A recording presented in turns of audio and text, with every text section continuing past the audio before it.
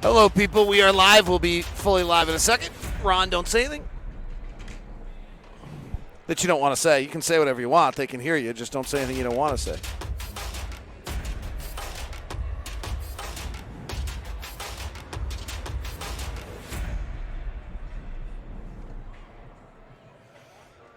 Welcome to POSTCAST. The Utah Jazz break their losing ways with a 129-119 win over the Washington Wizards. They get a big night from Donovan Mitchell, another 30. Jordan Clarkson chimes in, and they take full advantage of the Washington Wizards, who rank last in the league in defense. It's all coming up on tonight's edition of POSTCAST. POSTCAST is brought to you by the store at 6200 South and 20th East. It's also brought to you by the store that's located right here at the Gateway.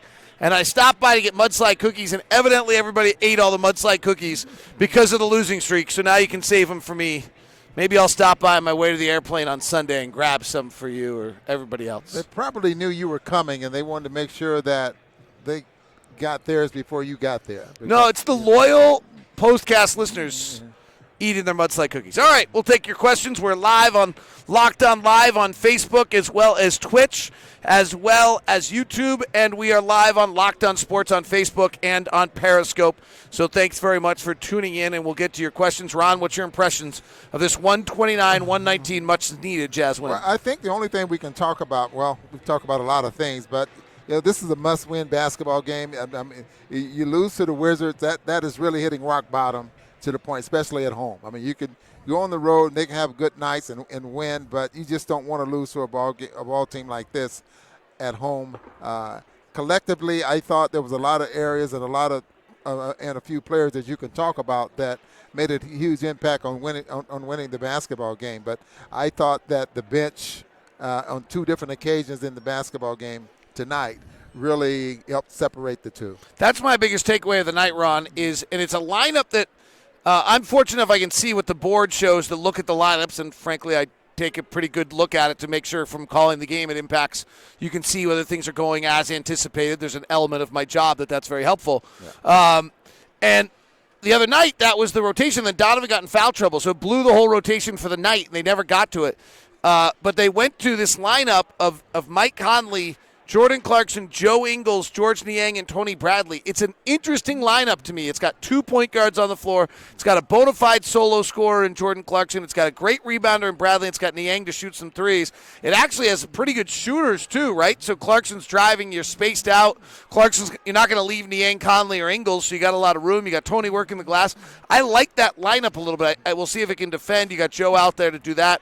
But that lineup was great tonight. Well, I think the only thing Quinn can do is continue to play that lineup and see what kind of impact they're going to have from game to game. Obviously, depending on who they're playing, it might tweak. They might tweak it every now and then. But Niang got some very good looks tonight, and he's a very good boy. All around the 3-point area, he's close to 40% tonight and shoot. I mean, for the year, it's shooting threes. So that's a lineup that was impressive tonight, and they did a good job on 2 different occasions. Alex on Facebook says the one thing I loved about tonight's game is everyone played well. Ron, is everyone playing well offensively against a bad defensive team? Well, when you have games like this and everyone plays well, then that's usually the case when you're able to blow teams off the floor. Obviously, the Jazz let them back in the basketball game, but it's those close basketball games where you want everyone to try to play well. And you can look at the stat sheet and say, boy, we got the job done collectively. Everybody on that was in the ball game got it done. But everyone got a chance to score. How many assists they have tonight? 23 assists, 37 3-point shots. I mean, that's probably what we were seeing at the beginning of the year.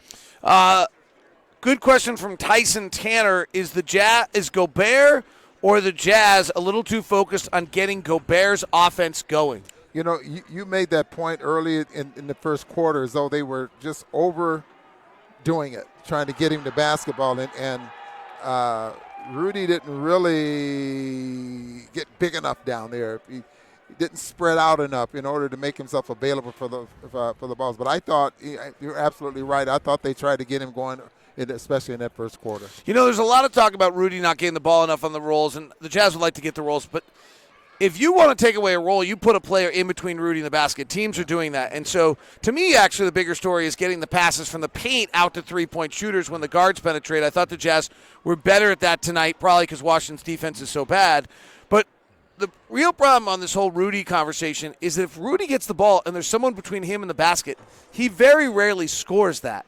It's not a high percentage play at that point. The other players in the league that are rim rollers, when they get the ball, if in fact someone cuts them off and they have it at 5 feet, Anthony Davis can go score at that point. And that's just not where Rudy's, as much as he's improved, Rudy's improvements are around the rim, and if he gets the pick and roll at about 10 feet now, he's got enough of the Euro step and things around where he's gotten much better. But just catching down low, if there's someone between him and the basket, that's not an efficient play for us. And don't forget catching the ball in traffic. It seemed to be, it has been anyway, a problem for him. And for some of our listeners that are watching, if they want to pay attention to what the defense is doing against Rudy on some pick and rolls, just look and see how many defensive players are around him because they know, he's a 70% shooter at the rim, and they're trying to take that away. Big picture, how important just to get a win tonight? Huge. I mean, this is huge, especially going out on the road. Just think about the teams that you're playing right now on the road here. Other than the Boston Celtics, and they're awfully good at home, these are 3 or 4 winnable basketball games here for the Jazz. And so this was huge going out on the road and playing the Cleveland Cavaliers back the next ball game. Cleveland, New York, and Detroit are those 3 winnable games. Boston sandwich in between. Then we have a tough one. Off an East Coast road trip, we come back to play Toronto. We then go back out to play Oklahoma City, and then we come back again.